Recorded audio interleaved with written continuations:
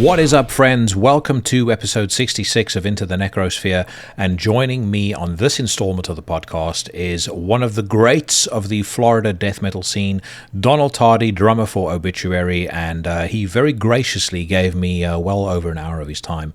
We spoke about the scene, we spoke about the band's new album, or upcoming new album. We also spoke about his feline rescue charity, Metal Meowlisha, so a bunch of very good stuff coming your way. But before we get to that, a couple of quick announcements. First of all, if you don't follow the show yet on social media, then please do. On Twitter, I am at iNecrosphere. On Instagram and Facebook, it's at Into the Necrosphere. Also, if you're new to the podcast, remember that it drops every Tuesday on Spotify, Stitcher, Apple Podcasts, YouTube, and pretty much wherever else you listen to or watch podcasts on for free. And if you subscribe, like, comment, share, or leave a review, it'll really help out the show, so do it.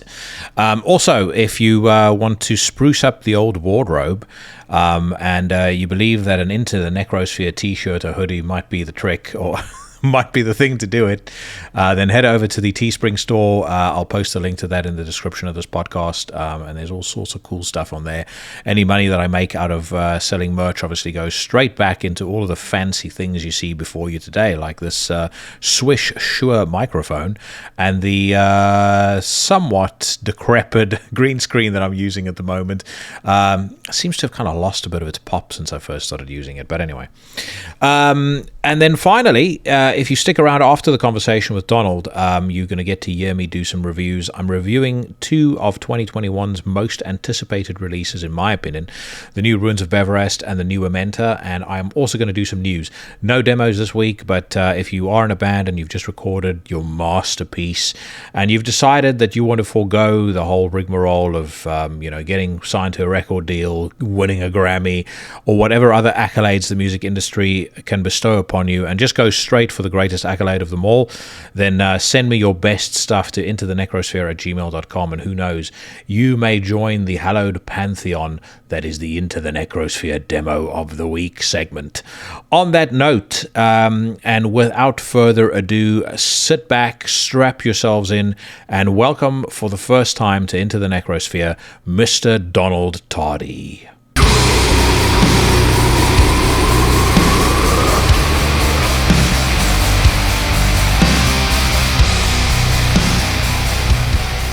So, first of all, thank you very much for making the time to talk to me. I'm very appreciative of JWAG for putting us in touch. I want to ask you one question first and foremost. Is it Super Bowl fever at the Tardy house at the moment? Well, it is in Tampa, Florida, because obviously the Super Bowl is here and the Tampa Bay Bucks are in the Super Bowl. But my brother and myself are Miami Dolphin fans. Yeah, we were born in Miami, so it's kind of in our DNA. So Tampa is definitely ready for tomorrow. I could care less. Yeah. But it's cool. It's cool that they made history. First team ever to make it to the Super Bowl in their hometown, playing in their home stadium. So that alone is super cool for Tampa Bay, and I think that's pretty awesome. But again, me and JT are Dolphin fans. Terry and Trevor are probably going to be going mad because they are crazy Buck fans for sure. Yeah.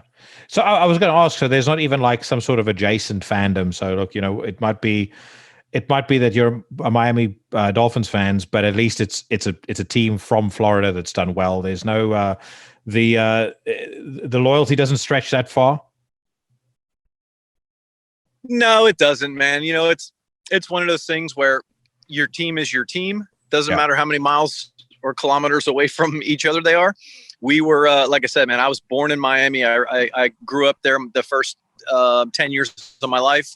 I have all the photos of when my father, was watching football games and watching the Dolphins. And I got photos of me as a child with a couple of the heroes and that kind of thing. And that never goes away.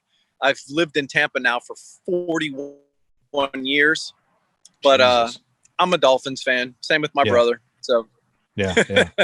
yeah. I I don't change just because you moved towns. You know what I mean? Just because you moved. 41 years though is as it's basically as old as I am for one. So you moved there when you were pretty young then. Yeah, in 1980 we moved from Miami to Tampa. I was 10 years old, so we grew up in Miami, riding bicycles and skateboards and stuff like that. But my entire life is pretty much Tampa Bay. Yeah. And how has COVID-19, how has everything impacted you over the last couple of months? I know obviously Florida has taken a somewhat different approach to managing the pandemic, than many parts of the rest of the country. But how has it impacted you as kind of a musician and with everything else that you do and I do want to get to the metal Meowlisha in a little bit as well. Sure. I mean, if anybody, which the whole world, obviously everyone listens to music. It's our go-to for entertainment. But musicians, we got hit the hardest. We were sent home on March 12th last year, and we have been home for 11 months now. And there's really no light at the end of the tunnel yet for the music industry, unfortunately. But like what you just said, sadly, ridiculously, embarrassingly, Florida just kind of goes at their own pace, and our governor just kind of, I don't even know how to describe it without sounding like a complete dick or that I hate Florida, except that here I am, a musician that is handcuffed. I'm not allowed to go play shows. I can't set up a tour to come to Europe, of course, and it wouldn't make any sense. But yet, living here in Florida, you pass by bowling alleys and restaurants and parks and recreations, and it's all open. Yeah. And after 10 months or 11 months going on 1 year of COVID, I think the whole world, and it's understandable, the whole world is numb to it now. We're sick of talking about it. We're sick of the idea of the simple things: wear a mask, stay away from each other, stay home if you can. Instead, again, sadly, I think humans are just, they don't want to take the time to solve the problem. They did for a little while. We did it for about 4 or 5 months, half a year. And then everyone just kind of gave up. And I'm mainly speaking because I'm in Florida and I've been here now for a year, sitting home waiting to get back to work. And yet I still see everything open. And again, maybe I shouldn't care because I'm not a father to young children. My mom is smart enough to stay away from everybody. I'm not worried about passing it on. I'm a healthy person. I'm not too worried about the virus myself. So why would I worry, except that my industry is shut down? And to see, like I said, like I live near a bowling alley, and to drive by it and to see it slammed packed with families, and they're all, they're entertaining themselves. All the theme parks are open, churches, restaurants, everyone's just going about their business like life is normal, except I'm not allowed to. I'm stuck home. The industry's handcuffed, and that's pretty frustrating. And Florida leads the way, which is which is ridiculous. We should just we should be sucking it up as humans, but we're not, man. We're spoiled and we're all tired of it, and so we're just kind of going about our business and don't care enough about other humans to stick with it until we all get vaccinated and we get this shit out of our lives. But it is what it is, I guess. It's tough. It's not easy, and I get it, but it just, if you were a musician and you know that music is your life and you will not go play a show international, you can go, like in Florida, some of the small venues, they're open. They have to try and survive. And again, some of those club owners are my good friends. So the selfish part of me says, good, thank God that your doors are still open, that you didn't lose your company, you didn't lose your venue. Awesome. I'm glad. And maybe that's a good thing that Florida is open, simply for some of my friends that own the small venues, because they would be out of business by now.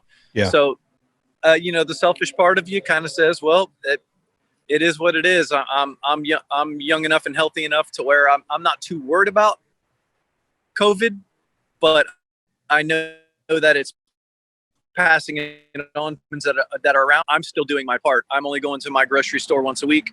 I wear my mask when I have to go out, and I go to my pet supply place once a week, not once a day, just because it's the smart thing to do. Yeah. And Yeah, there you go. You know, that was an obvious answer. I think everyone knows that, and everyone's kind of in the same vibe, but we're all numb to it. But we shouldn't be. We should just be waiting this thing out because we waited this long. We should be fighting it hard now, and we're kind of giving up.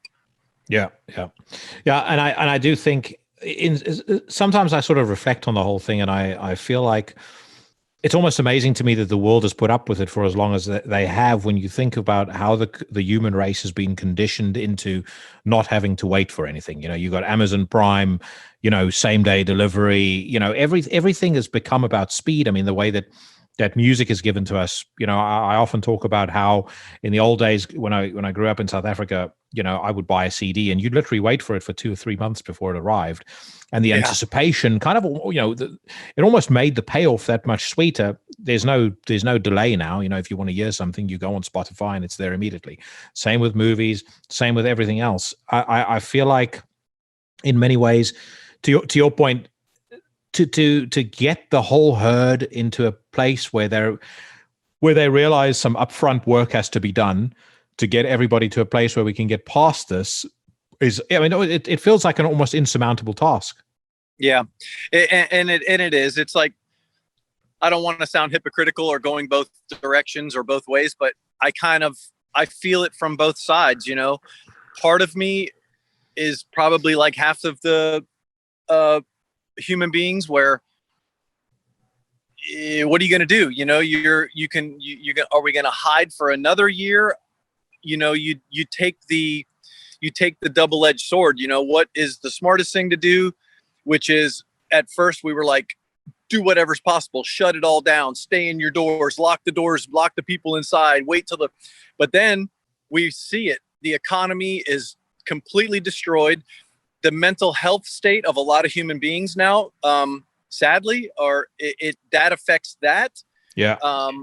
And you have to weigh all that out. So I get it. It's just that, again, I go back to, I'm a musician. I am handcuffed. I am home. I am not allowed to work. And so I have no choice but to play by the rules. People that want to get life back to normal, I get it, but I'm not allowed. So it's a very tough pill to swallow for musicians right now.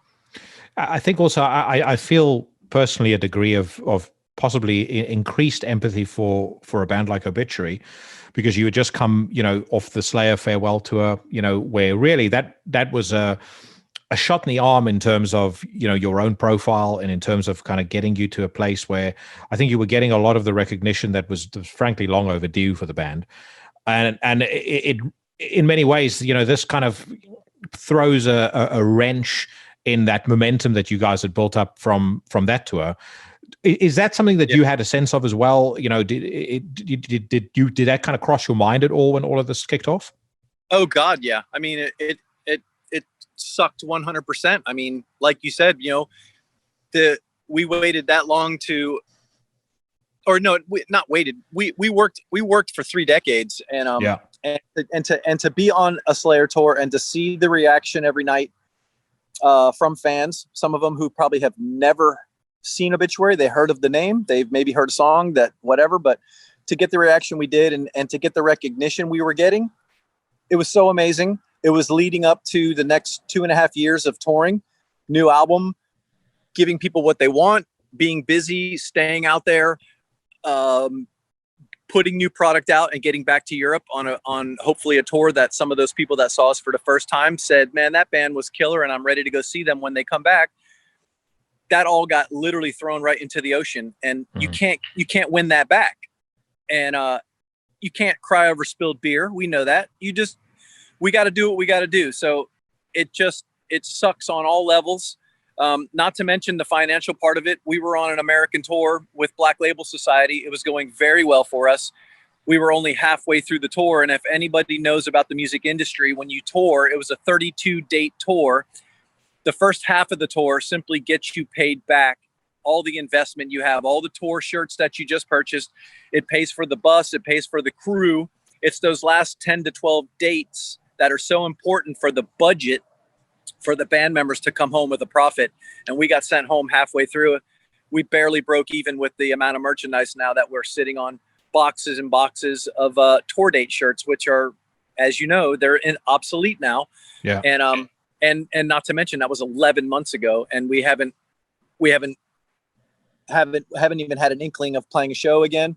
We're home. We're sitting here. We're creative enough, as a lot of our fans know. We just did the live stream a couple months back, and that was fun.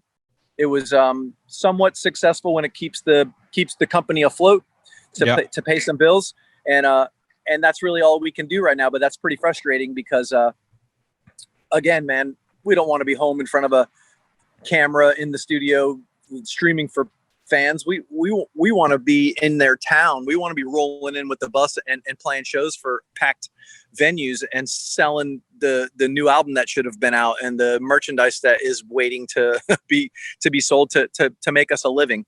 So it's pretty frustrating and sad and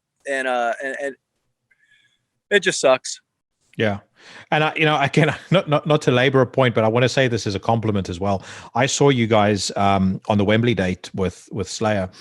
The one thing that I was very surprised by, having seen you guys multiple times prior to that Slayer show, what I was surprised by is how comfortable you guys looked on stage. One, on that kind of stage, playing in that side, playing in front of that audience.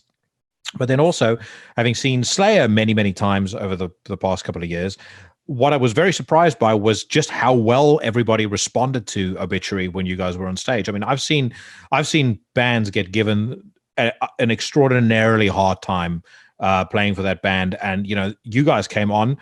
I remember kind of specifically watching for the reaction in some of the audience members, particularly the younger folks, and you could kind of see for the first song or so, some of them weren't 100% sure what to make of you. And then the groove hits, and the tentacles get clamped into them, and they just got pulled in. And I felt actually there was arguably more energy for you guys, and I won't name names because I know you guys were on tour with these folks for a period of time, but I would say there was more energy for you guys than certainly at least one of the bands that was on that bill, and that really surprised me. I was both surprised, and I said to my friend who was with me at the time, we're both longtime Obituary fans, and I said to him, part of what I love so much about what I'm seeing is this feels like it's I hope this doesn't sound weird, but it feels like a win for our side. It feels like we won. We won something. I don't know how better to describe it, but it just felt like your guys kind of finally got what they deserved. In some ways, like that's great. However people feel about Tampa being the Super Bowl. Yeah, and that's the ultimate compliment, and I do appreciate your comment, because it's exactly kind of how we felt. We were not worried about going on the Slayer tour. Obituary songs they have groove. We capture you immediately. We are not a million-mile-an-hour noise band, blast beats where no one knows what's going on. We grew up in the era of Southern rock, and then we turned it into metal. So our roots are the groove, and so we were super stoked to be on that tour, and super excited about the reaction we were getting to the general from the general audience, and that was awesome. But we've been a band a long time. We've been on many different stages in the festivals, and we've always said, we're not afraid to play first or last. We're not afraid to play before somebody.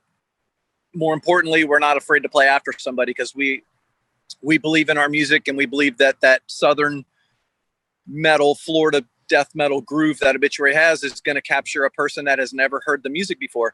And we know that many bands put out many killer albums, but live is a different animal, and we've always been comfortable in our own skin live, and we did prove it on that Slayer tour, and it was killer. Like you said, it did feel like the fans were kind of rooting for Obituary, and then the minute we started the show, you can tell that they genuinely were proud that they were digging it, and that we were comfortable and holding our own weight. Yeah, no, absolutely. And again, I've seen bands be on shows like that or be on bills like that, and it's you can never quite put your finger on why it's happening, but they get completely dwarfed by the occasion or by the stage or by by the crowd. And like I said, I mean, you guys handled that like that's where you belonged and that's where you should have been, you know, probably years previously. I was going to ask you, how did the deal with Slayer actually come about? Were they actually the ones that approached you guys,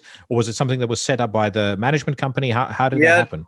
Yeah, no, they from what I understand, you know, we were one of one of those names in that hat, and the band members were leaning towards us, which is that you talk about being proud and honored, to know that maybe that there was a little push from band members and not just a management group that looked at our record label and picked us blindly out of a hat. So super proud of that, super honored, and super stoked. I mean, we couldn't have been happier when it happened. And it took a long time. It took 30 years to open for the best band in the world, but we finally were able to do it, and at the very last moment of their career. And they couldn't have been nicer to us. Kind-hearted people, the band members themselves, the crew, everything about that tour was unbelievable. And I couldn't have been happier with the outcome, and not just Obituary's performances, but just how we were treated. And it seems like how we were taken on the brotherhood of being on tour with those dudes. Yeah. No, I agree. And I've met Tom and Kerry, and I met Tom, Kerry, and Jeff years back. And the one guy in particular that stands out to me as one of the sweetest, most sincere people I've met in all of my time, you know, being in and around is Tom. Such a cool dude. Such a cool dude. He took us on immediately. It felt like a big brother helping us out on a tour and inviting us and making us feel like we're supposed to be there. And and that means a lot, because he didn't have to do that. He didn't have to be genuine with his greetings. You know, it was awesome. Yeah. And the thing is, I think it's very cool that what they did in terms of taking some certain bands out on the road with them, because, you know, taking you guys taking Napalm Death, on a tour where they knew, because of the occasion, the kind of the momentousness of this being their last ever tour, it was going to have obviously more eyeballs on it. I think that was a really great way to kind of sign off and probably pay something forward to bands that, again, in my view, this should have happened happened for way sooner than it did. Yeah, I agree. And like you said, it was probably a calculated decision that they did, and that's so awesome that they did that they brought heavy bands and not mainstream bands just to try and sell more tickets for their arena tour. They're the kings. I mean, you saw how many people were showing up for Slayer. To say that Wembley Arena was going to be packed for Slayer, if you said that 25 years ago, it would have been laughable, because they still were killer. But I mean, come on, man, we played Wembley. Yeah.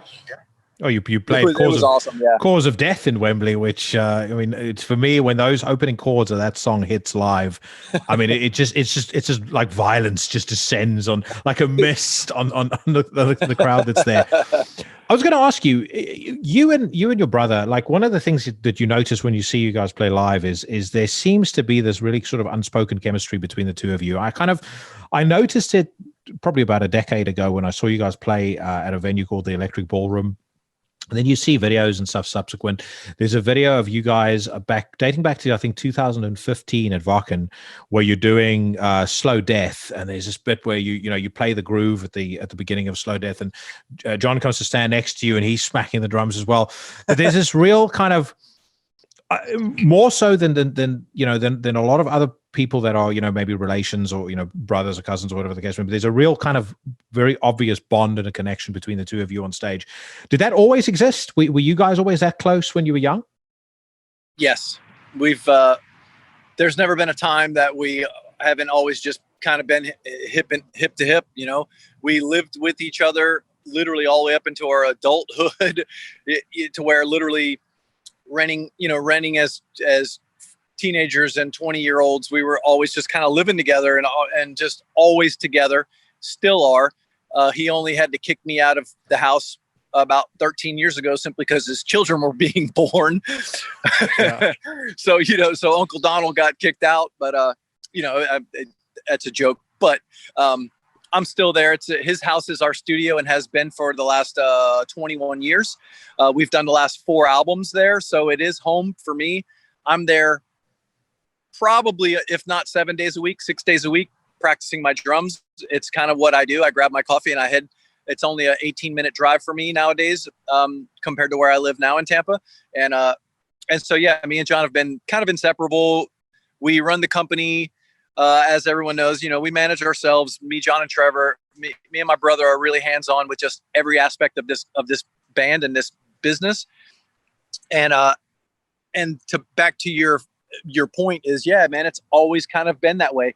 We've always, at the end of practice, he'd be the first one to jump on the drum kit, and I'd grab a guitar, and we'd still kind of be going for it when everyone went home. And we've always been super just best friends and brothers all at the same time. So it's pretty cool. And that does translate, like you said, it does translate onto stage. Yeah, and, no, without a doubt. He looks towards me on certain parts of the show, because when you're out front, sometimes you get a little bit lost on where's the next verse going to show up. So he's not afraid to take a glance back, and he knows that I'll always give him that fish eye, that dog's eye. Hey, here it comes. Getting in on that next verse, because he got a little bit lost because somebody was stage diving or something. Yeah. It's always been that way, which is cool, man. We are the dynamic duo. There are a hell of a lot of Obituary songs actually where your drums almost kind of signal the start of a verse, or signal the vocal to come in. Like, I'm thinking of Slow Death, and like at the point where John is like slow, it's like you literally hit the snare right as he says, as he's saying slow. It's like that sort of sparks that vocal to come in. When did and you guys kind of growing up, when did the musical piece come into it? When did you guys get a sense of the musical chemistry between the two of you, and ultimately how did you decide who ended up doing what? Yeah, I don't know. I think it goes back to how long my brother, myself, and Trevor have known each other, how long we've had instruments strapped onto us, again, together. Because in 1983, me and Trevor were already messing around and trying to play Black Sabbath tunes and Leonard Skinner tunes, and then of course it turned into Celtic Frost Slayer and Metallica songs. I think it's just 33 years of being around each other that it's just, we're molding, we're molding together, and it gets better and better each year. And there was never one album or one point or 1 year where it's like, hey, we're doing it this way. It's just, as many people know, when you're a band that long, you just start, it's like a couple that has been together for 40 years. They end each other's sentences. Yeah. And that's kind of the way it is with us. And of course, ending someone's sentence that so well, music writing wise, that's exactly what it is. Trevor can come up with somewhat of a riff, and I'll immediately kind of push him in the direction that I think he was already thinking anyway. But that quickly, we agreed that it needs this, and it was without spoken words. We're all of a sudden doing something that, again, it was almost like finishing each other's sentences. And that's the way it is with my brother and myself, and Trevor and myself. Yeah. Another thing that I've always really appreciated about you guys is this willingness to experiment inside the framework that you guys have set for yourself. But as far back as World Demise, you were doing things differently to a lot of other bands. I mean, I think Obituary has always sounded distinct anyway, and I want to talk to you about that a little as well. But I think just those little bits of those flashes of experimentation, like you had on World Demise, you had on Back from the Dead, you had on a record like Executioner's Return. Do you feel, which record would you say in the Obituary back catalog kind of didn't get, in your view, it's just desserts? I have one in my mind that I'll bring up to you in a second. But is there anyone that you kind of felt never got quite a fair shake from, whether it's critics or fans or whatever the case may be? Well, all that has to do with is being at the right place at the right time, and everyone knows that statement. And that is, man, that is a sad reality with the music industry. You can have an album that you think is going to be the next one, or a song that you think is like literally the best one, and it gets looked past a little bit. Again, death metal fans, they're pretty spot on. They're pretty manic. They don't miss much. But I don't know. If you take World Demise album, it came right after the Incomplete, and the Incomplete really exploded Obituary into what we were. It was one of Roadrunner's biggest featured albums. I think they said that the Incomplete T-shirt was their biggest selling shirt ever, that kind of stuff. And then we had World Demise, and I was so stoked on that record, and I know it's killer, but I don't know if it got the recognition it did. And then same with the two albums that Ralph Santala was on. We were on a Warpath. I mean, those are some killer songs, and those albums, in my opinion, are pretty sick. But they both got looked past pretty quickly. Yeah. And again, it has nothing to do with the songs that are on it. It has nothing to do with anything except maybe the push from the record label wasn't quite there when it was needed. And again, there's a million bands putting out a million songs every day, so it's very tough for fans to focus and pay attention always. So I think you just have to take that for what it is. And that's why a career can last 30 years and you can do 10, 12, 13 albums with a blink of an eye. So I'm proud of all our releases, and I think our fans know our catalog very well, because again, death metal fans, heavy metal fans are they're different than the typical radio rock fans that fast forward an album to their favorite fourth song on the record, and that's the only song they listen to. Yeah. Heavy metal fans worship that, and they start from start and they listen to the entire album, and until it's finished, they don't stop, and that's super cool. That shows how special the music is, and the fans are, and very proud to be a part of that world compared to every other genre of music. Yeah. The record that I had in mind, and it's funny that you mentioned the two Ralph records, Executioner's Return for me is the one where I could never understand. I reviewed that record for Chronicles of Chaos. I was rereading the review the other day. I think I gave it 9.5 out of 10. And I said that was my favorite Obituary record up to that point. I was just blown away by it. I thought in terms of the quality of the riffs, the intensity of all of the songs, every single performance. And then also I really always liked Ralph's solo work. I thought the solos that he brought into Deicide were amazing. And I thought that he kind of brought in just enough of that kind of classic rock guitar Euro soloing into Obituary to add rather than to detract from what was going on. How much of an influence did he have? And I'm kind of asking this just as a fan of that record. How much of an impact did he have on Executioner's Return in particular? Because you could always feel like it was an Obituary record, but it did have like a twist of something extra to me, like like just a little bit of extra seasoning added to the top. Yeah, and Trevor and myself are the songwriters, and we were on that record and the Darkest Day album that Ralph was on as well. So in that aspect, it was 100% myself, Trevor, and my brother that were writing the music, and there was no difference in writing because Ralph was in the band. It happened to be that they worked some groovy songs that really fit him well, and we were just lucky that because Ralph. Well, he was the most talented guitar player I've ever sat down in person and literally watched him play solos. It blew me away. I don't understand how somebody can be so talented with a guitar in their hands. So we were just lucky, and we were fortunate that he got in the band when he did, and he was such a nice person, and just again so much talent pouring out of that dude. It was ridiculous, and I know fans got a little bit nervous because, Obituary is not known for melodic and technical and that kind of music, but we weren't going to just hold back and ask Ralph to only do whammy bar stuff and dive bombs. Yeah. I mean, he's the closest thing to Michael Schenker there is, in my opinion. So why wouldn't we let him just completely go off? And we did.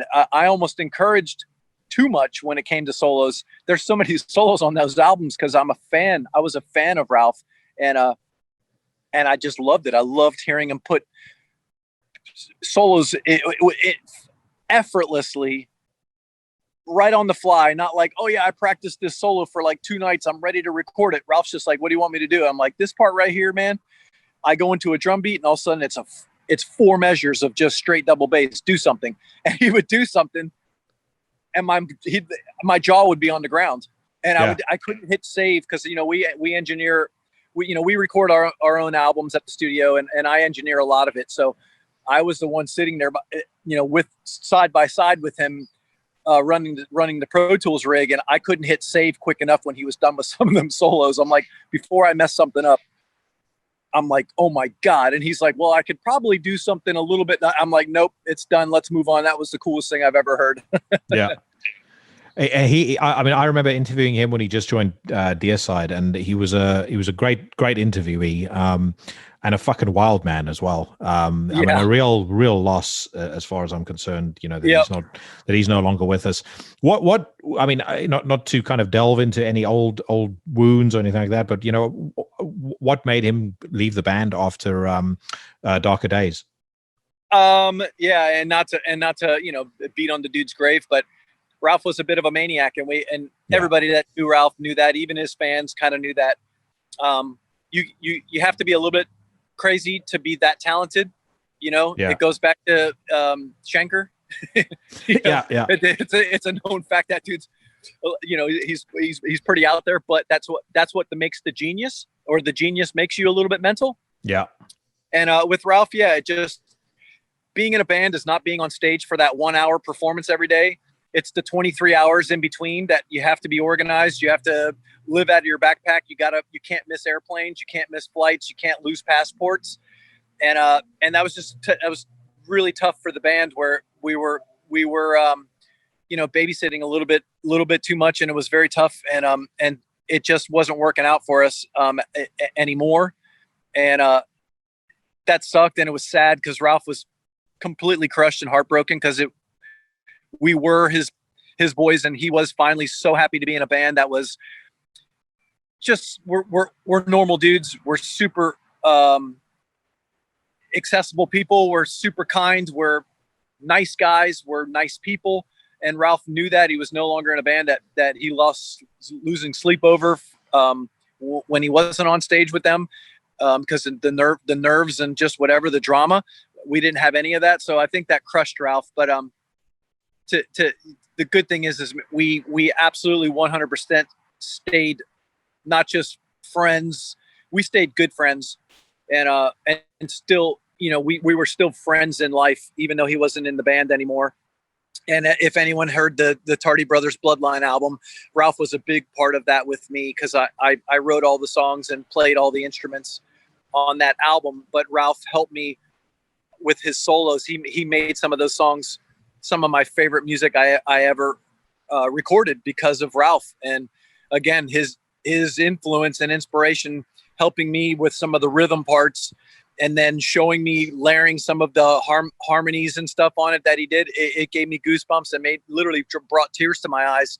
And I'm so proud that he's on that record as well, now that he's gone, you know? Yeah. And that's the thing, you know, he was, I remember speaking to him, and I mean, he was, and I kind of tried to stay in touch with him after that. I sort of lost contact with him after about 2-3 years, but he was very open about the fact that, you know, about who he was as well. Like he was under, I think he was under no illusions as to the fact that he wasn't the easiest dude to be around, and you know, to have in a band and things like that. I remember talking to him about Glenn, and he was like, well, I can't remember the exact quote, but it was something to the effect of, you know, basically none of Glenn's quirks come anywhere close to anything that Ralph does. But I did always feel like that. As I said, Executioner's Return to me, especially Second Chance and In Your Head. I think those two for me are two of the most underrated deep cut Obituary tracks, you know, that you guys ever recorded. Just phenomenal.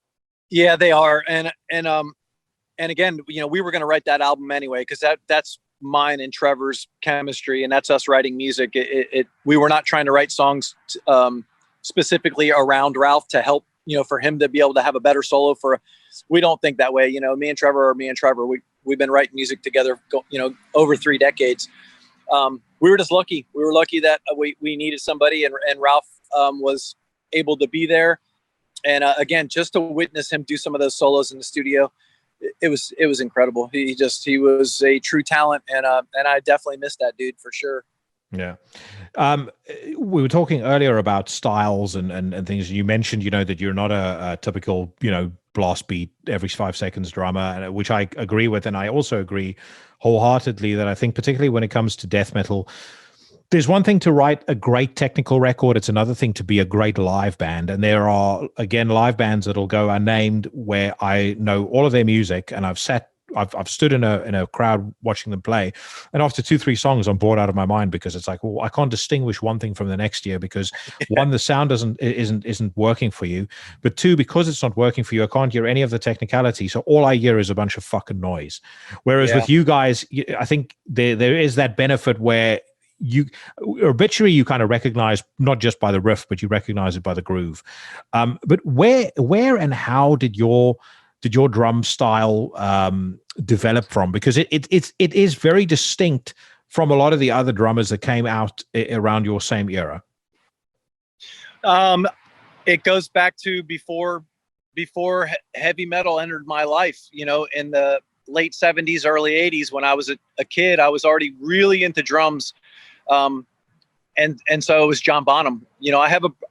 Me and John have an older brother, and he's 6 years older than me. So when I was only 9 years old, he was already a teenager that had a stack of vinyl that was incredible, and it was all Southern rock and Led Zeppelin stuff. So it was the main influence for me that I saw the light was John Bonham. And then of course, once I became a drummer, listening to the Dio albums and Vinny Appice is really what brought it home for me. And if you listen to my drumming, anyone that didn't know that already, they would say, okay, yeah, that makes total sense.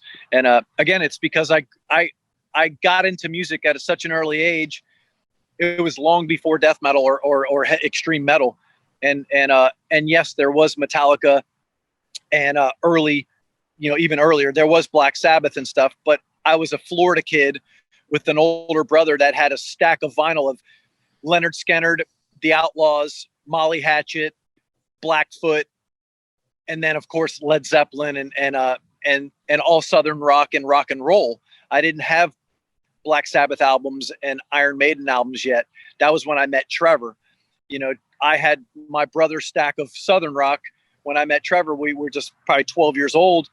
That's when he started begging his mom to get the music that he loved, which was Iron Maiden albums and Black Sabbath. And so that's where it all kind of combined but it started with rock and roll.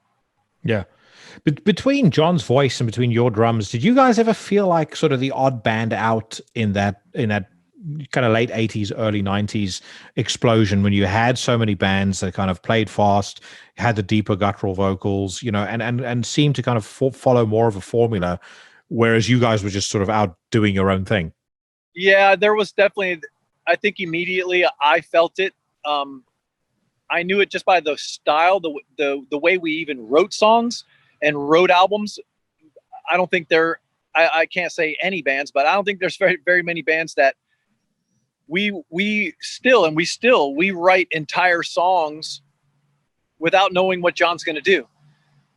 Nowadays, he's at least there in the room and he gives us his feedback, meaning I can do stuff over this. So feel free to make this the meat and potatoes of the song. But a lot of our albums, man, we write 9 and 10 songs and don't even have any idea really what John's going to do.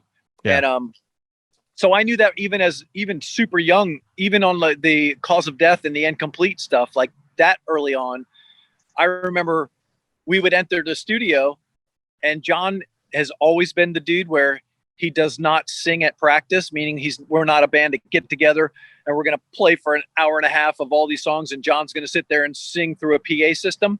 We're just not that band. We never have been that band.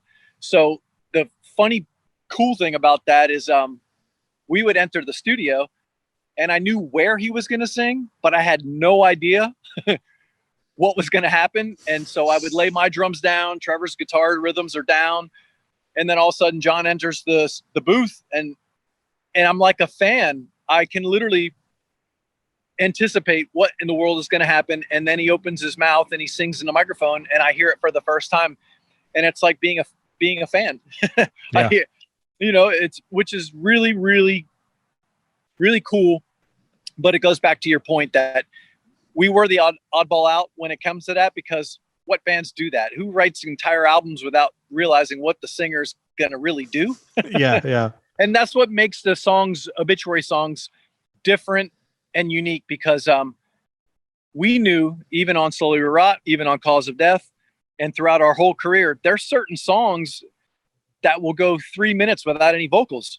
And you talk about making record label execs squirm in their pants when they're just like, there should be singing all over this and blah, blah, blah. And John's like, yeah, maybe there should, but there's not. And welcome to the world of Obituary. You know, like the song Dying. If you listen to it, another singer probably would have sang all over that song. But because John didn't, and now that it is 31 years old, thank God he didn't. It's killer. It's got groove. It's just chopping and now that it is the song that it is, I love playing that song simply because there is not singing, and you can grind your teeth and grind to the music and really go for it as a musician. And you can see that the fans are not missing another verse and another vocal. Sometimes it's good to breathe and get away from that extreme vocals. So I think it's a blessing. Well, that's a song for me that when you guys play it live, I feel like that's sort of when the gear shifts on the intensity of the set. Yeah. I remember when, I think it was at the Electric Ballroom show, I think you guys actually started with that. And I'll never remember just thinking this is such a fucking perfect way to start it, because you have the band on stage, you've got the scene gets set for what's about to follow, and then you also have that anticipation, that build up of, okay, when's John going to come out? And then when John comes out and he starts the dying slow, it's like, it is just absolutely perfect. I'm a big, and maybe you probably feel the same way given your love of bands like Led Zeppelin, but I love the drama. I love I don't know if the right word is pageantry, but I like I need something going on stage that's more than just guys standing on there looking like they're at practice, and it's not just a case of people moving around either. If there was a period of time in my life where I thought it was about, physical activity on stage, it's not. It's really about how somebody knows and understands how to manage the dynamics of their music. It's about a set list where everything isn't just fast. There's these memorable parts of the set where, there's either a groove or a breakdown or a melody or something that you're going to remember has been there. Slayer did that really, really well. And I think you guys do that extremely well too. Yeah. And I think it just goes back to, we're just kids at heart, man. There is nothing more fun than to be playing our songs on stage. It shows. We were one of the first bands that confused a lot of people. Some people that took music and their music a little too serious. And they wondered, why are these dudes smiling? Why are you on stage smiling? And like, it's supposed to be death metal, man. It's supposed to be, how dare you smile on stage? But again, we're fortunate. We're happy dudes. And we are really just best of friends. Me, my brother and Trevor have been, and always will be. And, that just goes to show that goes on stage, and it shows even during the performance. And there's nothing more fun than to perform songs. And I think that's where part of that comes, where it's not a job. This is just simply a hobby that we love to do, and we happen to be lucky enough to make a living doing it.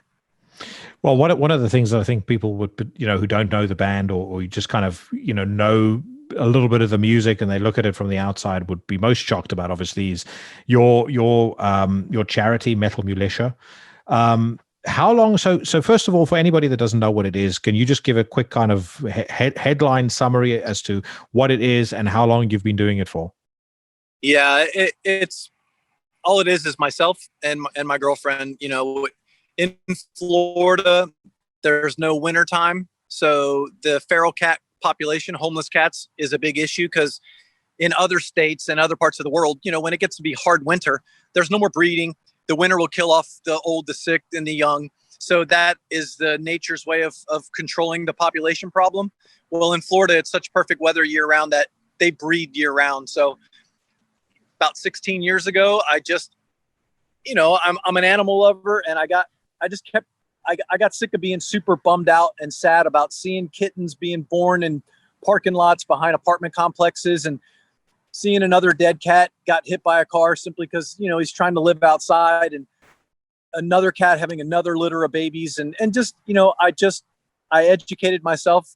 The Humane Society here in Tampa is an amazing organization, and they have a program that if you wanted to do it on a basis of you do it on your own, it's a volunteer basis. It's called Trap, Neuter, Return, TNR.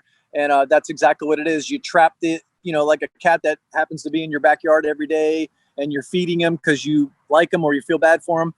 The Humane Society lets you borrow a trap. You trap the cat, you bring him in, they get him fixed. When he recovers, you bring him right back where you trapped him, and you release him or her. They get to live their lives. They get their vaccinations for rabies, and they no longer can breed. So they're no longer they're no longer the problem. They're now just healthy cats that they can live their lives, and they're not breeding anymore. So that's what basically the Meowlisha did, and it's just myself. Again, I just wanted to help my neighborhood, my community, those cats, and I just wanted to stop the breeding process. So for the last 16 years, I've participated in the Trap, Neuter, Return program, and we've made a tremendous difference here in Tampa. And now, after 16 years of doing it, and a person like myself and my girlfriend, we're big-hearted people. So I provide them with fresh water and food every night before I eat dinner. I go out and I spend 2 hours. I have 30 different locations of colonies of cats that live behind bowling alleys and apartment complexes and McDonald's and Taco Bells. Because cats, they form colonies. They don't just walk around. They'll stick behind a dumpster or behind a apartment complex. And so we just go in and we get them trapped. We get their rabies vaccinations, and we put them right back where they were. And then they're happy living out there, and they just kind of wait for instead of diving in dumpsters and getting in trouble and messing up people's garbage cans, they get food and fresh water provided by me. And I do a quick 2 hour, like I'm like a UPS guy. I'm like Meals on Wheels. I just go and I have a route that I go and feed the homeless, and check on my colonies, make sure no one's injured, or make sure there's no new ones showing up. If a new one shows up, I get them trapped, neuter, returned. If there's any kittens that are 8 weeks or younger, we can snatch them up, get them into a foster, socialize them so they're friendly, and get them into an adoption program. That's another big thing, is we do rescue as well. As we try our best to get the kittens as quick as we can off the streets and into homes safely through a rescue that works with us. So that's all we do. It's people always ask me, so you own like a sanctuary or anything? I don't own a sanctuary. I'm just a dude who lives in an apartment, in a duplex. What do you call it? A condominium. So I go and I take care of the homeless where they live. I just go and make sure the homeless cats here in my neighborhood and around my community are well taken care of as good as I can and as much as I can afford, because it's an expensive hobby. I was just going to say, I mean, have you ever thought of, well, first of all, do you do any kind of fundraising, or is there any way that people can donate to it if they want, we do for sure. So? Yeah, we do for sure. And I never, it's always hard to who likes to beg but a lot of the times finance is a big handcuff for me, especially now that I'm home and I don't have an income coming in right now. So, we have a PayPal that is from the Obituary website, and it's just helpcats@obituary.cc is the PayPal that people, if they wanted to donate, they want to sponsor a colony or a cat, they want to help me out. I generally spend about $50 a day on the food and for the ferals. It's about 100 cats, 30 different locations that I feed each night. So it's probably about $50 a day that I spend, but I don't have children. I'm not afraid, especially now that I'm home, to eat bologna sandwiches and spend zero money on myself, but I don't want my cats to not eat. So that's kind of where all my money is going right now. And it's a day by day thing right now. It kind of sucks, but again, I don't like begging. I'm not that dude, but I do have some friends that help me out with donations. And then the fans that want to do it, anyone that searches for Facebook, just Meowlisha, the metal Meowlisha, like militia, but just Meowlisha. If you search, there's a Facebook page of ours. I haven't been that active just simply because it's one of those things where I kind of do my thing and I take care of my homeless and the fans that do find it. I do get donations a little bit. It's very minimal, but anyone that wants to do it, that'd be awesome. I also try. A couple months back, I realized I'm home. What can I do? I can offer fans that want to be a part of it with me to come with me. And I just documented one of my days. You know, I go to the studio, practice my drums a little bit, show people some rudiments and techniques, play a couple songs for them, and then I head out and I go feed my colonies and I let them meet a colony. And I'm getting ready to do one more episode like that. So people that and I'll post it on the Obituary Facebook page. If people that are watching this broadcast don't remember the Meowlisha Facebook, it'll be on the Obituary Facebook page because I do honestly and in seriousness, I do need financial help right now when it comes to donations to pay for the feral cat food and some of the medical issues that we have going on, because there's always cats that are in need, and you know, the spay neuter program, it's not free. The Humane Society makes it pretty inexpensive, but it's still, there's costs there as well. So I hope to, within this next week or so, I'm gonna have a new episode. And again, all it is people that donate. I don't care if it's $1 or $100. You get an email from me with a personal private link to my YouTube page that will have a cool little episode that shows some of the cat stuff, some of my drumming, and then I usually try to throw in like a Tardy Brothers song, because again, when I wrote that album, I wrote all the songs on guitar, and I played all the instruments and the drums, of course, and so I'll make a kind of a cool little music video of one of those songs as well, and just to kind of keep it fun and cool for music fans. Yeah. Is the idea of doing this something that you've ever kind of, I guess, toyed with, maybe taking to a bigger scale and having chapters in other states or in other cities, where maybe you can kind of have pooled fundraising and things like that? I have thought of it, but the logistics is just a little bit, it's a little bit much for me, because just doing my, living my obituary life and then doing my couple or 2-3 hours of feeding my colonies, I don't get home until 10:30 at night. That's why if you remember our miscommunication, because I don't finish up until about 9:45. I finally get home, take a quick shower from feeding my colonies. So my days are, it's like from sun up to sundown. I'm kind of a busy dude, which I'm cool with. But the more realistic thing is that we have the internet, and I do have the Obituary Facebook page that I can communicate to animal loving people that want to help me out with the Meowlisha. I think the most realistic way is kind of what I just tried to do, and it was fun. A lot of people, they really enjoyed it. They liked seeing the studio and the inside of how I recorded some of the Tardy Brothers stuff. And then to just head out with me. And I don't send you an hour-long video, because who's got time for an hour-long video? It's just a cool 7, 8, 10-minute video of me, my drums, and some cats. And people really dug it. So I'm working on another one right now. And that's really the most realistic way for people to go, hey, I got a private YouTube link of DT and spending a day with him, seeing him play his instruments, and then going feeding some homeless cats that are waiting on him. And it's pretty heartfelt, fun, and exciting all at the same time. So I try to make it interesting for people that aren't even necessarily maybe animal lovers, or they're either music lovers or animal lovers, or both. I mean, who doesn't love seeing an animal in need to get some fresh water and food, So I was gonna say as well. I mean, again, I was sort of thinking about what you do, and folks that I know that have been involved in either animal rescue or animal fostering or whatever. I do think it takes a very special kind of, a very selfless kind of love to be able to do that. Because, for me, if I fostered animals as an example, I'd end up keeping every single one of them, because it would be too heartbreaking to let any of them go. I do think it takes an extraordinary amount of selflessness to do what it is that you do, and I really admire it, and it's part of why I wanted to kind of bring it up on this conversation. Right on. Right on, and I thank you for bringing it up, because it is important to me. And again, being home without an income right now, that there is an issue of panic right now for me, of how am I going to keep affording to buy the feral food for the cats.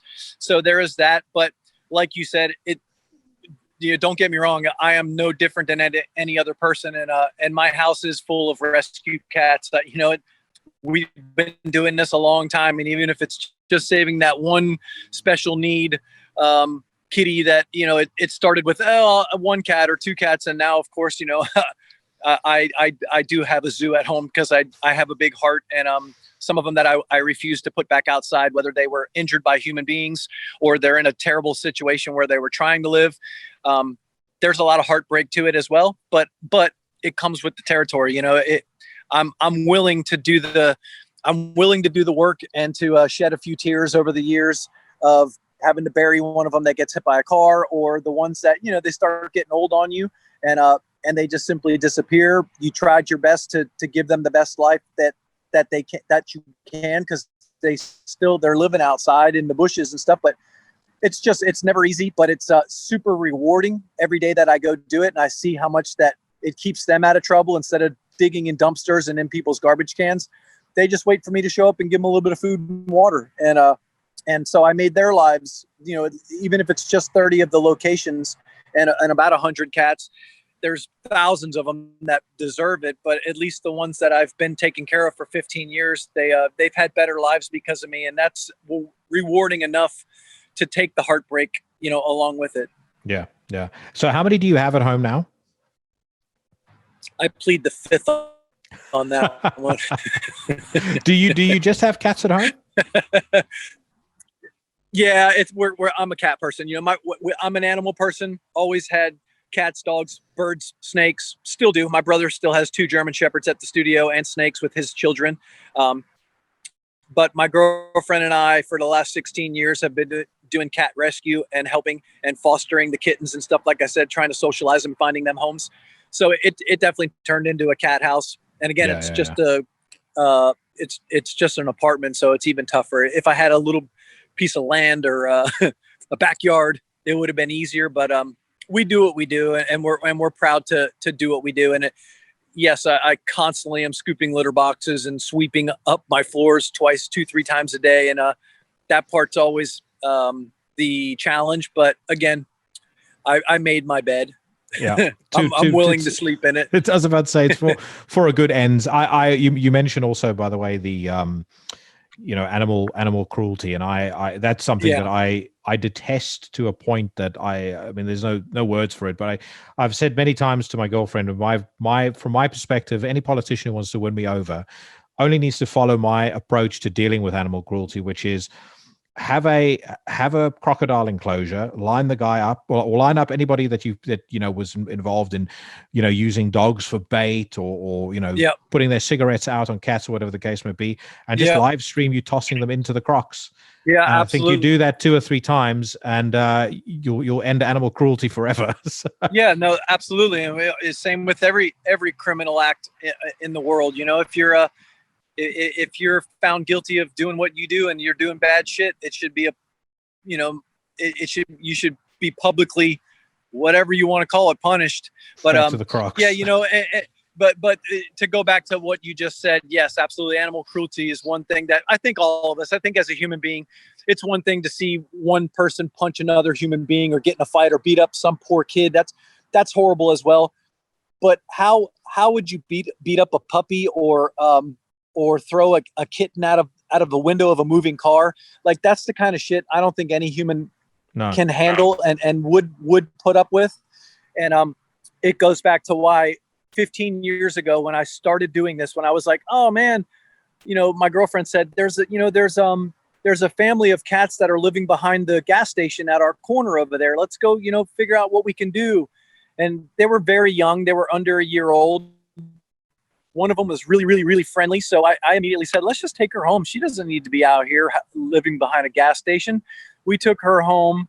We had made that decision. Let's figure out how you get them fixed. And we started taking care of them. And the next thing I know, I show up and one of the brothers, his eyeball was hanging out. And I was like, what in the hell happened? So I got him into a carrier, brought him to my vet. They put him in for surgery. And sure enough, someone shot him multiple times with a BB gun. His eyeball was hanging out because someone shot his eyeball out. When they did the x-ray, he ended up having 11 BBs in him. He got shot 11 times.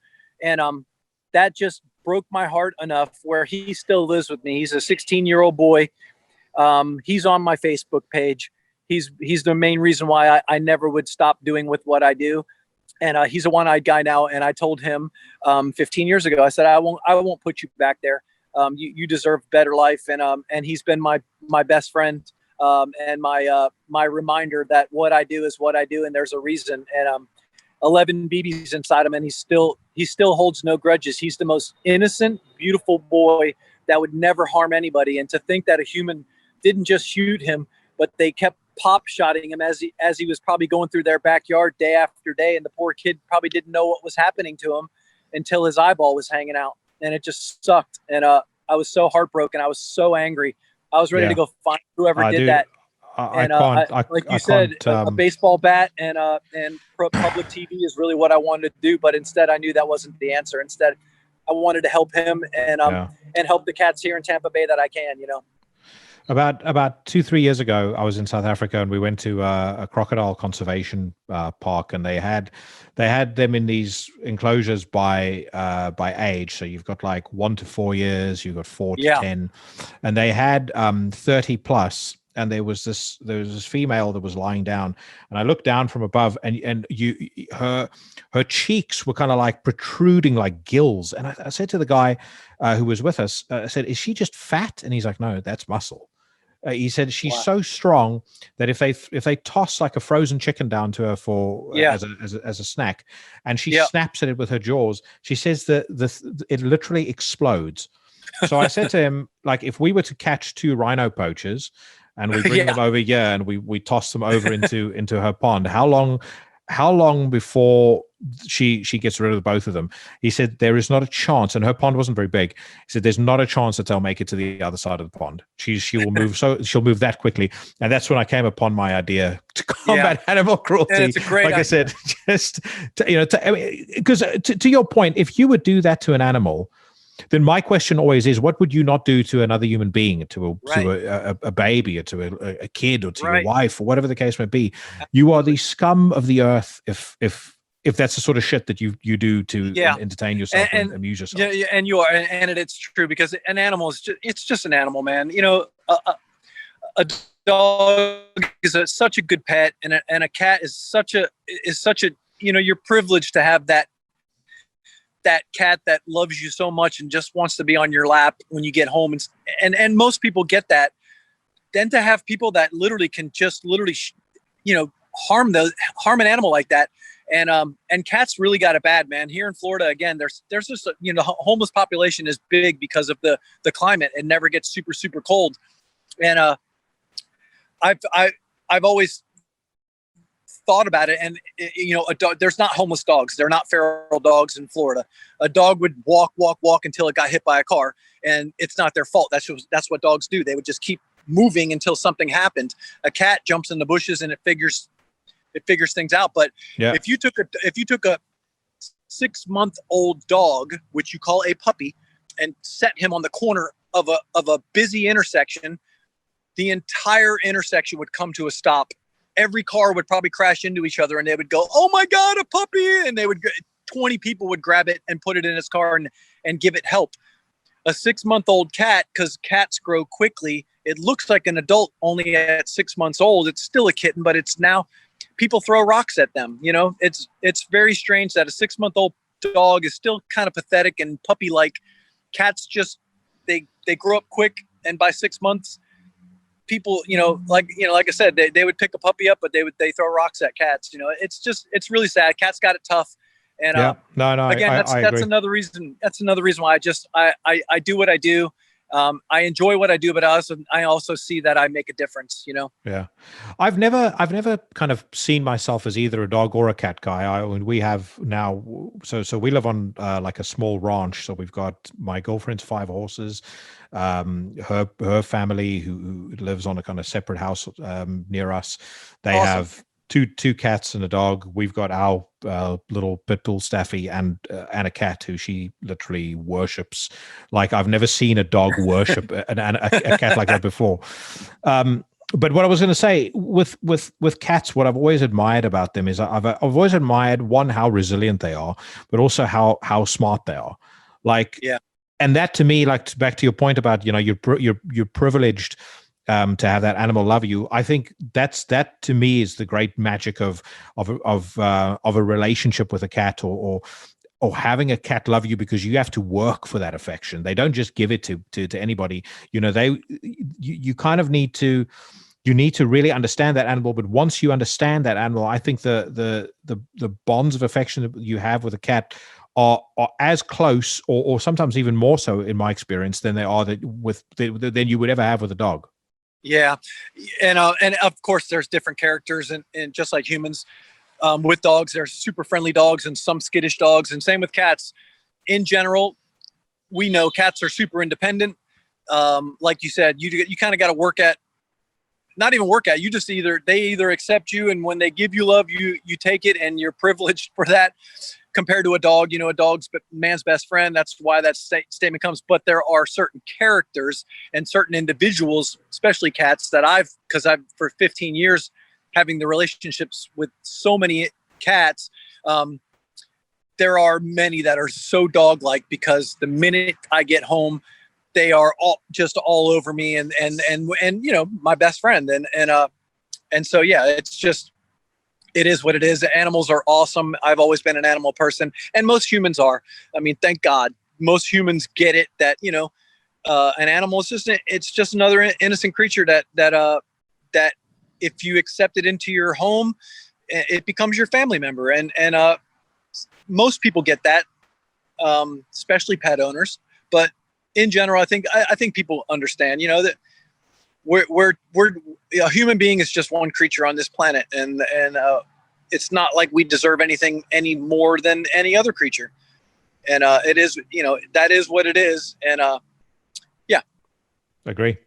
Great, dude. I think that's a good time for us to Cool. wrap things up. I want to say thank you very much for your time. I thoroughly enjoyed the conversation. Awesome, man. Me too. I'll post a link to the Metal Meowlisha stuff in the description to the podcast, so that people can get in touch and can donate what ducats they can. But again, thank you so much for your time, dude. And I'm super excited about whatever comes next in the Obituary legacy. I know you guys are working on a new album. We are working on a new album, and this again, the sad reality of our booking agents going, music industry is shut down again still right now, where 2021 is not looking pretty for the music industry. So again, Obituaries, we're writing new music, and then we're also about to give fans a little entertainment like we did a couple months back. So I'll be your audience is the first to hear it. We're working on the next live stream, and it's going to be a fun one. We're going to have a blast with it, and we will be announcing when, what, and how in the next couple weeks. So this is going to be fun. Awesome. Well, brother, thank you very much for your time. And hopefully at some point we'll catch each other down the road again. Yeah, we will, man. Thanks, Jackie. Appreciate it. Take it. Thanks, everybody. Bye-bye. See ya.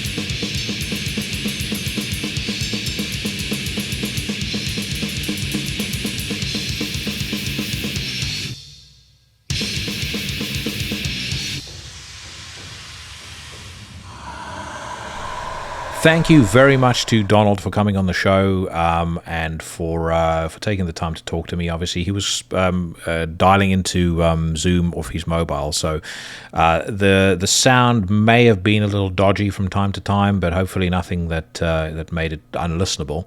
I certainly had a great time talking to him, and I just want to remind all of you once again to check out the link to Metal Meowlisha that I'm going to post in the description to the podcast. If you can spare a few bucks and give them some support, that'd be greatly appreciated. Or even better, start a chapter of this in your own town. I kind of skirted around it when I was talking to him, but I see this as something that he can probably, with very little effort, kind of expand across the US and expand across the world. And, anything that alleviates the plight of animals is a good thing in my book. So I had a really, really fun time talking to him. Like I said, I hope you guys enjoyed it too. And big shout out to Jeremy Wagner of Broken Hope for getting that intro made. And who knows, maybe we'll get a few more legends on the show at some point in the not too distant future. Speaking of legends, Alexander von Malenwald, one of the most popular guests ever on Into the Necrosphere, has returned with the 6th record in the Ruins of Beverast discography. It's called The Thule Grimoires. It is the sequel to Exuvia, which came out in 2017. If you've listened to the show more than twice, you'll probably know that Exuvia is one of my favorite records of all time, by no small stretch of the imagination. I felt like Exuvia was life-changing when I first heard it, and it's a record that even 4 years later really kind of continues to sort of give me more to get stuck into every time that I listen to it. Now, the Thule Grimoires, I'm going to preface this review by saying a couple of things. Number one, I know that a lot of folks are going to disagree with what I'm about to say, because I've seen some of the reviews. I know, generally speaking, people really, really like this album, and that's great. I think, secondly, along those lines, I think the fact that Alexander hasn't sought to bring us Exuvia 2, or repeat himself in any way, I think is a great and a commendable thing. And frankly speaking, I would rather he have done that than try and kind of rehash former glories. That being said, from my perspective, the Thule Grimoires is a record that has very high highs and a couple of lows, and I'm going to get stuck into it right now. First of all, the record kicks off with an absolutely fantastic track called "Ropes into Eden." It sets the scene that Alex isn't going to repeat himself. But generally speaking, it's kind of bookended by a really, really solid riff. I say bookended, anchored is really probably a better word. A really, really solid riff. Really kind of cool electronic influences. There's enough interplay between the riffing and between the atmospheric elements of the song, to where at least some of the spirit of Exuvia is invoked again. Generally speaking, I absolutely love it. I think it's a fantastic song, and I think in terms of the vision that Alex might have had for this record, I feel like on this song it's at its most fully realized. Now, the much spoken of typo negative influences do kind of make their appearance on this track as well, right around the 7-minute mark. On this particular track, I think it's handled really, really well. There is definitely a love of the work of Pete Steele and co.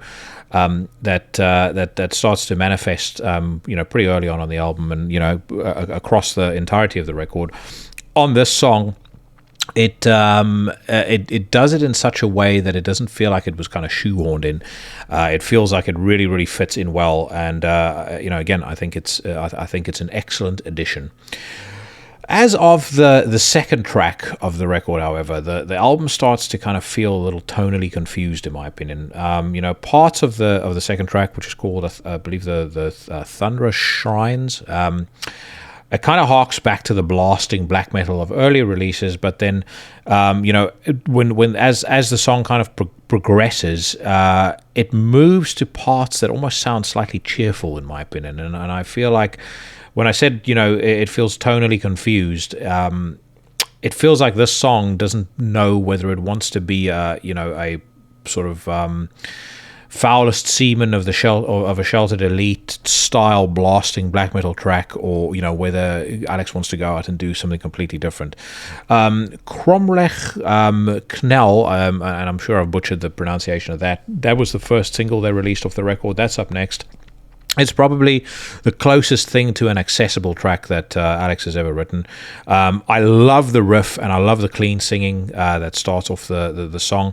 However, again, I would say that the kind of typo negative style break that they've used on this song, again kind of feels a little out of place to me. Whereas it was incorporated really, really well on the first song, this time round it just doesn't feel like it quite fits. And this is really the story of most of the rest of the album. There are some really, really cool tracks. Mammothopolis or Mammothpolis, or whatever it's called. I think it's track 4 is very, very good. I think it reminds me a little bit of the song The Grand Nebula Rise that was on the Almirkmi split. It always really feels like kind of a spiritual successor to that track, but very, very, very good. But elsewhere on the album, like I said, it just feels like it's very much I think it feels like Alex had an idea, and I'm not sure if he had the confidence to commit fully to the idea. Maybe that's kind of the best way to describe it. I think the where that's most prevalent is the last track on the album, which is kind of long and it's long and sprawling. It has the basics of a fantastic track, but it just can't quite sort of pull it off. It can't quite pull everything together. So overall, to call this record a disappointment is, I think, a little harsh. There are moments, like I said, of real excellence on this album. I'm curious to know how long it's going to stand the test of time for, though. Will it be spoken of the way Exuvia is spoken of to this day in 2 or 3 years' time? I'm not sure. And I think ultimately to summarize my thoughts on this, I'm going to borrow a quote from the great George Costanza of Seinfeld. The Tool Grimoires is not showing off, and it's not falling behind. I'm glad that Alex brought out some new music. I'm looking forward to whatever he does in the future. And again, I would encourage all of you guys to check out the record. I'm an old salty dog, so I'm probably a little more set in my ways maybe than other fans of Alex. This record is available right now on Van Records, so do check it out. Like I said, and I'm going to play my favorite track off the album, "Ropes into Eden."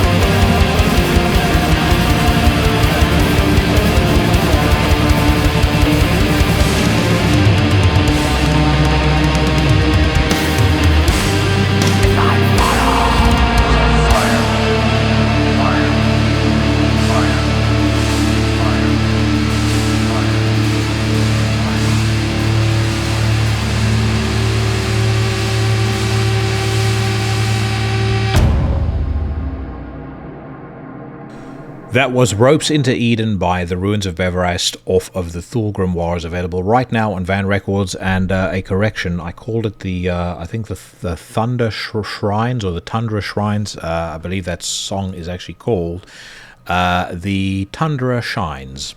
So apologies to the purists who I insulted with that. Next up, I want to talk about the new Amenta record. Revelator is the name of the album. It is the first thing that they have put out since 2013's Flesh is Air. The Amenta, of course, are former guests of the show. A band who I have loved pretty much since I discovered Ocassus, their debut back in 2004. And when I had Tim Pope, the guitarist the keyboardist on the show, we joked around about that Ocassus review that I wrote for Chronicles of Chaos back in the day. In my view, still a great record. The record they put out in 2008 is also superb, and Flesh is Air I've always thought was excellent as well. Revelator, on the other hand, is really, really kind of a step up for this band. I feel like I've had this record probably for about 4 or 5 weeks now, and I've listened to it probably once a day ever since I've had it. And I don't think that I've ever heard this band more focused, yet at the same time more creatively free than they are on this record. They really, really do cast the net wide here. All of the kind of black metal, death metal, industrial influences off their previous records are still very much here. But there's almost something bordering on accessibility, and kind of I'm gonna take a risk here and say stadium rock, or at least more traditional rock and metal influences that have come in. Either way, they are painting, with a much broader palette than they did previously, and somehow I think in the hands of lesser musicians, that could very easily lead to an album that sounds very confused. But with these guys, doing it, they have managed to execute it just extraordinarily well. The record features 9 tracks, and every single one is beautifully distinct, self-contained, leads perfectly into the next. And one thing that I would definitely say about Revelator is, if you are going to listen to it and thoroughly enjoy it, this is an album that you need to listen through end to end. The songs are very clearly sequenced in such a way that they are they're meant to be listened to in a certain order. It's not something that you just chuck on one track and then you kind of forget about it after that. But that being said, I think every single performance on this album is top notch. Kane Kressel, the vocalist, I'm going to shout out particularly because I think this is the finest thing that he's ever done. He kind of throws in the aggressive shouting vocals with the clean singing, does it really, really well. Again, I think every other member of the band is really, really on form. I think Deborah Morty signed or made an extraordinarily good decision to sign this band. And as much as I don't want to kind of talk about, I have this very bad habit of saying that, something I've eaten or something I've watched or something I've listened to is one of the greatest things I've ever seen or done or eaten in my entire life. I know last year I was probably a little prone to over-exaggeration when it came to talking about albums of 2020. So I want to temper myself. And I'm not going to say, this is one of the best records of the year. I mean, it's certainly one of the best records of the year to date, but we're, as of the recording of this, it is the 12th of February. So, there's not a lot of time that's passed yet. But that being said, I will be very surprised if this is not very high up in my top 20 of the year. When the lists are formed. I mean, I'll put it this way. It's going to have to be a fucking incredible year for this not to make the top 20 or certainly the top 10. This is top-notch music by guys who I am extremely happy to see back. And if you are watching this on YouTube, you'll see that one of my desk lamps seems to be cutting out, and I'll soon be taking it and smashing it to pieces. But in the meantime, I want to regale you with the opening track of Revelator. This is a song called An Epoch Ellipsis.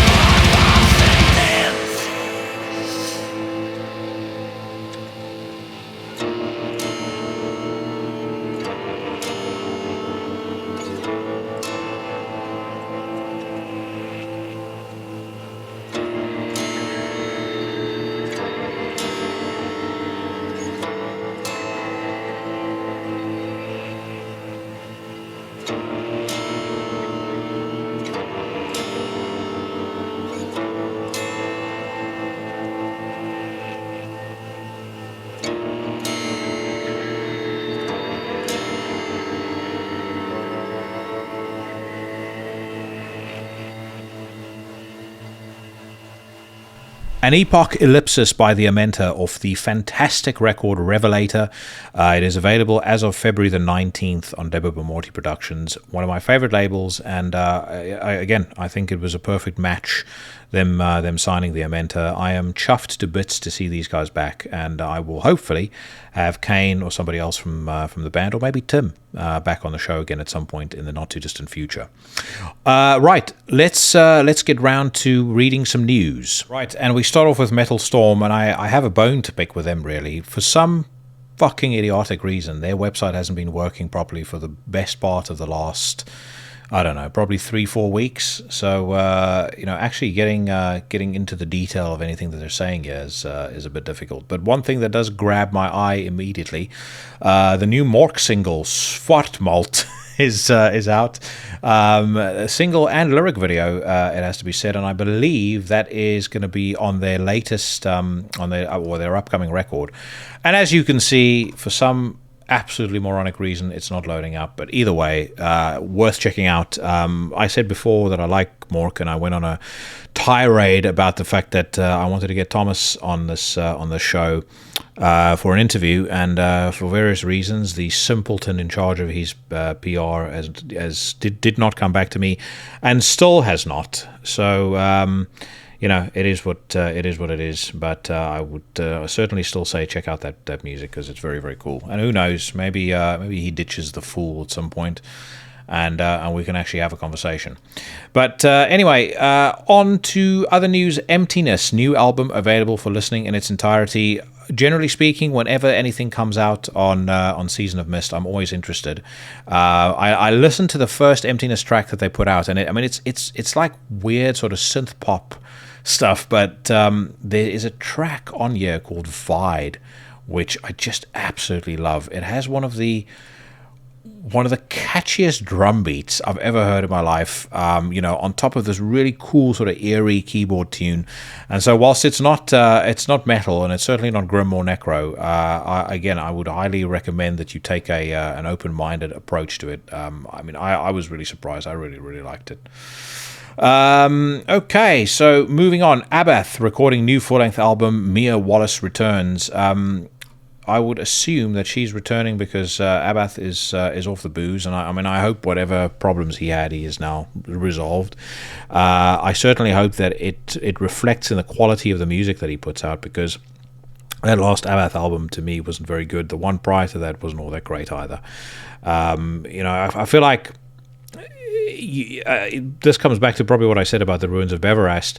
Some people are I think in order for a musician or an artist to be effective, they need to be thoroughly convinced by what they're doing, and I don't feel like Abath has been convinced by his music for a long period of time. And again, I might be wrong on that, and you may differ from me on that front, but I just don't feel like he's done anything that's been anywhere close to the stuff that he produced, back with Immortal when they put out Battles in the North or At the Heart of Winter. So, but again, I'm willing to be surprised. I'd certainly look forward to being surprised. So let's see what happens. We move on. Not a huge amount really kind of attracting my attention at the moment. Just actually spotting that Unleashed article. Unleashed is not a band I really care about, but there's some guys that reached out to me after I had Nick Sagias on the show, who they're doing a death metal documentary at the moment called The Growl, and they were interested in coming on the podcast. So I'm definitely going to try and have them on at some point. The reason Unleashed jogged my memory there is because they just posted an interview on their Facebook page that they did with Unleashed. So it'll certainly be very interesting to have them on. I've been getting into a fair bit of old school death metal again recently. Probably sparked off by the fact that I was going to speak to Donald from Obituary. But there's some real magic in the archives, as I'm sure you will all agree. It would be cool to see how these guys kind of decided to do the documentary, where they're up to with it, etc., etc. Lamb of God to release Lamb of God live in Richmond, VA. Think of them what you will. I know that they are, they're probably more of a mainstream band than they are into the Necrosphere band. But, as much as I think that Randy needs to cut that fucking disgusting shit that he has on his head off, there is no denying that this band is absolutely superb. Live, they are amazing. And they've yet to put out a record that is anywhere close to approaching poor. Yes, I don't want to be lectured by Randy about politics every 5 seconds, but at the same time, they're a great band, and I've seen them live multiple times, and they have never been anything less than fucking brilliant. A Pale Horse Named Death demo tracks for next record completed. A Pale Horse Named Death, of course, is also features, I believe, Johnny Kelly of Typo Negative fame, as it does several, or at least I think one person from Typo Negative. I mean, their last couple of records haven't been bad. It sounds like very much a living tribute to Typo Negative, which is my understanding is that's why it was created to begin with. And it'll never be as good as Typo Negative, but what I've heard so far, I've thoroughly enjoyed. Let's see if there's anything else here. Serge Tankian, new EP coming in March, title track streaming. It's called Elasticity, which suggests that your brain has to be elastic to enjoy it. And to think that Serge Tankian is anything other than a fucking Noam Chomsky disciple and a douchebag. Norgevel to release EP in May. Taking into account the current worldwide pandemic and the effects it has had on the music scene, Norwegian black metalers Norgevel has decided to postpone the release of what will be their third full-length installment. However, not wanting to disappoint fans, they've decided to put out an EP in the meantime. It's called Fender. It features 5 tracks, and it will see release on May the 7th via Indie Recordings. I really like the last Norgevel record, so this will be one that I will definitely check out myself. They're not exactly a hard touring band, though, so I'm not sure why they've decided not to put out a new album. And I get why somebody like Obituary would do it, because generally speaking, they put out stuff for the express purpose of being able to go out and tour and support. But again, maybe I've missed something, but it's not like Norgevel are, walking the world down in the old touring shoes. Sam Isle confirmed Passage 25th anniversary tour. When Passage came out 25 years ago, it absolutely blew me away. And Sam Isle was for a significant period of time in my youth one of my favorite bands ever. I feel like as I've grown older, I've tended to move away from anything that I would regard as being remotely pretty or nice or sweet. I mean, there's a love song on this record called Moonskin. And, as much as when I was 14 years old, sorry, was it 14? 14 or 15 years old, I'd hear this and I'd think it's the most brilliant thing ever. And, I'd take the lyrics and write it and send it to girls and say it's my poetry. Now it just makes my fucking skin crawl hearing stuff like that. I can't stand it, And the only things that Sam Isle have put out that really kind of still stick with me to this day are Blood Ritual and Ceremony of Opposites. Why they didn't celebrate Ceremony of Opposites, I don't know, because it's their best record.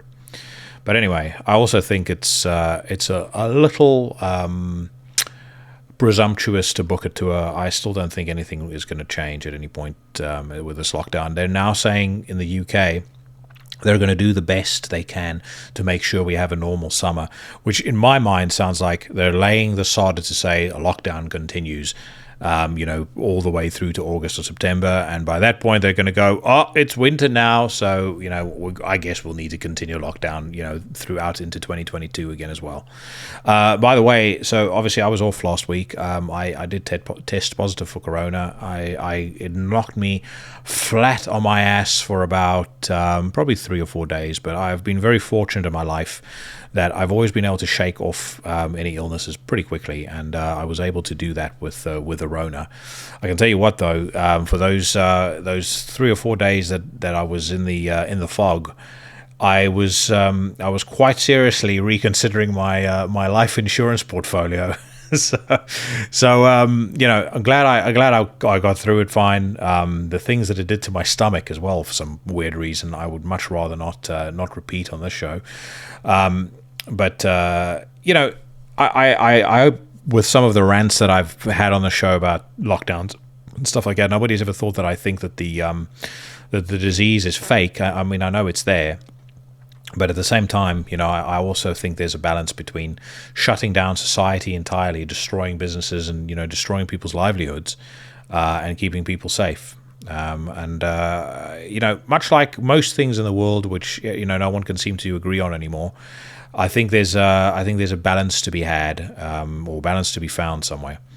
Cradle of Filth reveal the title of their forthcoming 13th studio album, Existence is Futile, which is ironic because their existence is futile. Shit band, massively overrated, and it makes me sick to my stomach that I ever listened to them. Moving on, let's see if there's anything else to talk about. Oh God, Cannibal Corpse announced Violence Unimagined record. I have to admit that I wasn't particularly psyched about this album coming out, and then they brought out this Inhumane Harvest track, and it is fucking brilliant. You can hear that the inclusion of Ripping Corpse and Hate Eternal and Morbid Angel Man Eric Rutan, has really lit a fire under these guys' collective posteriors, but I have gone from having zero expectations to my expectations being sky high.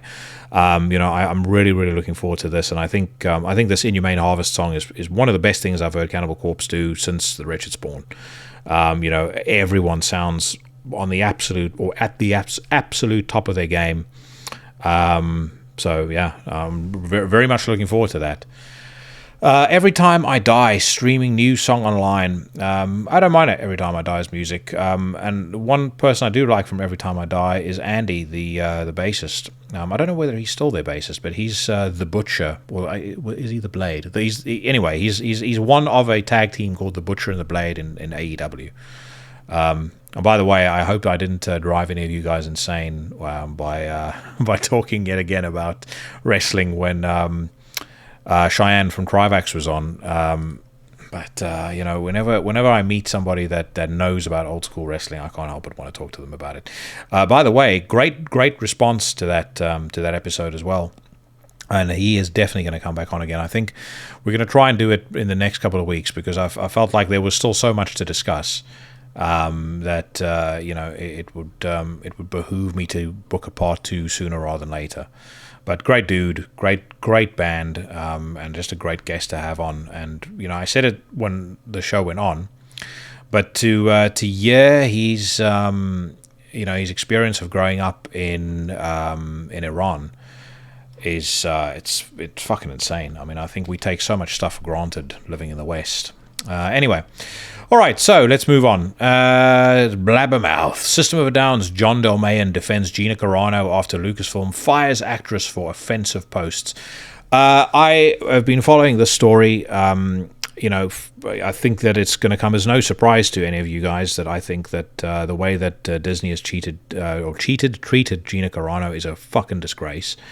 As much as I think maybe her post was a little overwrought, I think that intent matters to me in this regard. And, the fact of the matter was, she was saying what I've been saying a lot on the show, which is, at some point, we as a society, particularly in the States and in the UK and in Europe, are going to need to find a way to live together and find some sort of common ground with our neighbors who disagree with us. Because if we don't, it's not going to end well for everybody. And I think really that's what she was saying. That was the intent with what she'd posted. For those of you that don't know, she posted a picture on Instagram, where she likened being a Republican to being a Jew during the Second World War. Now, again, people have kind of called that anti-Semitic, but I certainly don't think that was the intent. And I think if the argument that she made was, it doesn't just go from, folks being hauled to the concentration camp, or from everybody being friends to folks being hauled to the concentration camp overnight. It's a gradual system of dehumanization, and people being referred to as the enemy, terrorists, etc., etc. And again, you can't argue that that's exactly what's happening right now in the US. And I know that there are folks that are listening to this that will be vehemently anti-conservative, which is absolutely fine. But I think if you look carefully at some of the stuff people are saying, where they want to have Republicans tossed into re-education camps and things like that, the rhetoric is slowly but surely starting to gain in momentum, and I think that's what Gina Carano was getting at. And the reality of it is, if you take that intent into consideration, and you look at her as a person generally, I mean, this is someone who's lived her life pretty much without scandal, and has been a great role model for girls. But if I think of my daughter, I would love for my daughter to look up to somebody like Gina Carano. At the same time, Disney's own hypocrisy is just absolutely astounding. I mean, they've supported and worked alongside the Chinese government, who, has thrown millions of Uyghur Muslims into concentration camps and the same re-education camps that some of these other folks have been talking about. There's an awful lot of contradiction in the way they've treated her versus how they've treated someone like James Gunn, for example. James Gunn was I think he's the director for Guardians of the Galaxy, but I mean, the guy made a bunch of really fucking uncouth jokes about pedophiles and pedophilia. Yet everything is coup d'etat with him, but with Gina, they say she's not welcome at Disney and Lucasfilm anymore. So, without wanting to ramble on too much, the point of this is I support her. I think that, for me, this is a free speech thing. People say cancel culture isn't cancel culture, it's consequences. If I think about somebody like Marilyn Manson and what's happening with him right now, absolutely, I agree with you. It is about facing consequences for your behavior. But, for somebody to say something and say it with, what I believe to be, good intentions, and for it to be pulled out of context to such a point where her livelihood has to be cancelled, fuck that shit. So I'm with John Dolmayan and I'm with Gina Carano. And on the side note, Gina is also very, very attractive. So we move on. Actually, by the way, whilst we're on the topic of cancel culture and old Marilyn Manson, I did say a little while ago that at some point, people like Tommy Lee, Nikki Sixx, all these guys, their past is going to come back to haunt them, because this whole, I think the retrospective audit of people's behavior over the last 20 years, there's a lot of folks that it's going to come for. And I think, in my experience, generally, the louder people are talking and the louder people are, condemning others or trying to kind of steer away from the topic, the way that someone like Tommy Lee has done, I think the worse it's going to be when it lands on them. Igor Cavalera explains why Sepultura wore swastika T-shirts during the band's early years. I didn't even know about this. I do think that, I mean, he gives a really flimsy excuse here, I think. He's kind of saying, they wore T-shirts emblazoned with a symbol because the Sex Pistols did, and because it was about punk rock and shocking people. There's one thing to shock people. It's another to side with a bunch of fucking scumbags. Because in my opinion, that's exactly what you're doing. Now, that being said, when you're young, you are a moron. There are photos of me, floating around of me where I'm wearing the Russian hammer and sickle T-shirt. As a matter of fact, when I did my first ever show with Imperial Empire, I had the old Soviet Union flag on a T-shirt, and I thought I was Johnny Badass. Now I despise communism. I despise every single thing it stands for, and in my opinion, wearing that T-shirt is just as bad as wearing a swastika T-shirt. So, I don't want to be a hypocrite and kind of condemn him here and say that, they're horrible and they need to pay the price.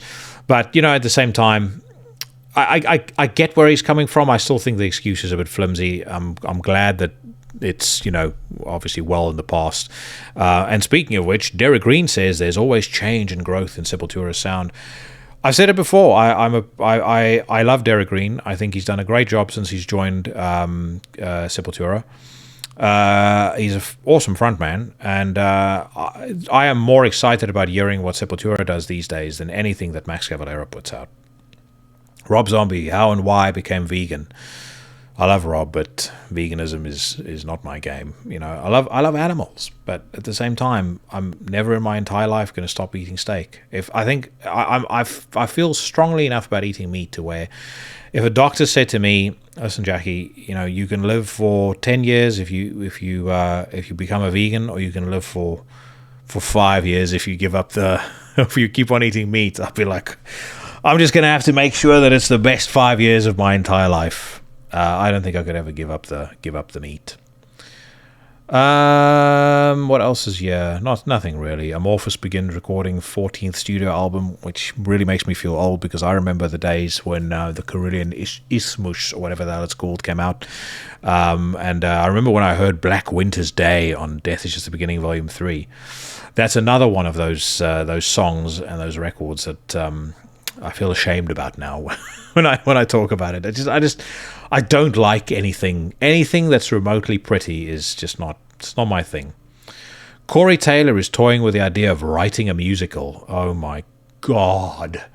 I can imagine literally the worst, most poorly, ridiculously written shite coming out of this man on the face of the earth, and all of his idiot fans gobbling it up like there's no tomorrow. And I think, actually, quite frankly, that's about the best time to finish this one. Actually, I'll say one more thing. I read this article, How Did Marilyn Manson's Abuse Allegations Affect His Radio Airplay and Streaming Numbers? The irony here is everyone has listened to it even more than they did before. So Marilyn's total on-demand streams were up 7% in the week ending February 4 to 6. What, 4 to 6 million? I don't know what the fuck they're on about there. His digital sales reached 2,000, a 40% increase. So he's a scumbag, but clearly people like his music. And, you know, again, I won't lie. I like me some Marilyn Manson stuff. I think Hollywood is a great record. You know, I think that Mechanical Animals is underrated. And I grew up with Antichrist Superstar. But the fact of the matter is, the guy is trash. He behaved like trash towards these women. And as much as I think that, you know, yes, they should have exercised better judgment in getting involved with a fucking idiot like that. You know, these people that are running around online going, you know, what did they expect? He's the god of evil, or whatever the fuck the excuse is. I mean, they really need to be tossed in the lake after old Manson as well. Right, on that note, the news is done. Not only is the news done, but the show is over, at least for this week. Next week, I am going to be joined by Samuel Loynes of Voices, Akrakoka, Antichrist Imperium, and Shrines fame. I'm going to be dropping a track off the new Shrines on the show. Or at least hopefully I will. I actually do have the album. I just need to check with them whether it's okay for me to play it. But always fun having Sam on. And if you're a fan of the bands that I just mentioned, there are updates on the status of new music by all of them. So you are definitely going to want to tune in for that one. And then I just want to say once again, thanks very much for the support. Thanks for checking out the show. I fucking am blown away when I think that the show is now 66 episodes in, and equally when I think about some of the great folks that I've managed to have on the show so far, including today's guest, Donald Tardy. So I hope you enjoyed it. Hope you guys are back again next week when I will return with Sam Loynes. Wherever you are, whatever it is you're doing, I hope that you're safe and healthy. From the mean streets of Great Shefford, I am wishing all of you bad motherfuckers a fond farewell.